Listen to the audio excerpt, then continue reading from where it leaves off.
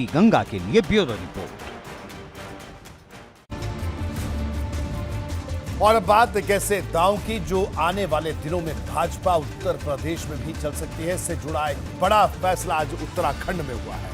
Common civil code पर नई तैयारी। यूपी में नई योगी सरकार ऐतिहासिक फैसले से कर सकती है शुरुआत। उत्तराखंड में नई सरकार ने समान नागरिक संहिता पर बड़ा कदम उठाया है। धामी सरकार ने 24 घंटे के भीतर कॉमन सिविल कोड पर कमेटी बनाई। कमेटी को सौंपा जाएगा ड्राफ्ट तैयार करने का काम। सीएम पुष्कर धामी का बयान, राज्य में समान नागरिक संहिता लागू करेंगे। यूपी में भी इस बड़े फैसले को लेकर अटकलें तेज हो गई हैं। क्या उत्तराखंड के बाद यूपी में होगा बड़ा फैसला?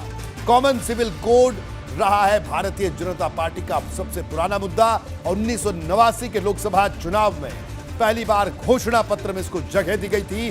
भाजपा ने लगातार इसकी जरूरत दोहराई है। 2024 के लोकसभा चुनाव में भाजपा का ये एक बड़ा चुनावी मुद्दा हो सकता है।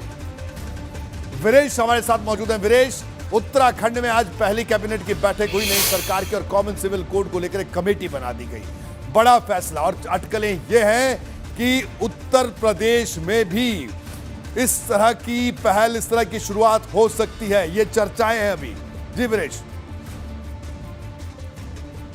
देखिए, छोटे भाई ने जो कदम उठाया है, बड़ा भाई जरूर उठाएगा। ये भारतीय जनता पार्टी की आत्मा है। ये भारतीय जनता पार्टी के घोषणा पत्र में रहा है। ये भारतीय जनता पार्टी के चिंतन में रहा है। 370 हटा और समान नागरिक संहिता की चर्चा लगातार अटल आडवाणी की जोड़ी के समय से, दीनदयाल उपाध्याय श्यामा प्रसाद मुखर्जी की जोड़ी के जमाने से, ये जनसंघ हो, भारतीय जनता पार्टी हो, हमेशा से सदैव रहा है। अगर उत्तराखंड ने पहल की है, उस पर अमल जरूर होगा उत्तर प्रदेश में। और योगी आदित्यनाथ तो इन सब मुद्दों के लिए जाने ही जाते हैं। उनकी कार्यशैली जानी ही जाती है कि भारतीय जनता पार्टी की जो आत्मा है, जो उसके डीएनए से जुड़ा हुआ मुद्दा है, उस पर योगी आदित्यनाथ बढ़ चढ़कर हिस्सा लेते हैं और भी आगे का कदम उठाते हैं। आपने सही कहा कि समान नागरिक संहिता क्या उत्तर प्रदेश में भी ऐसा लागू होगा? जाहिर सी बात है, ऐसा ही होगा। सोर्सेस से यह खबर है कि पहली कैबिनेट से पहले, सरकार के गठन के साथ ही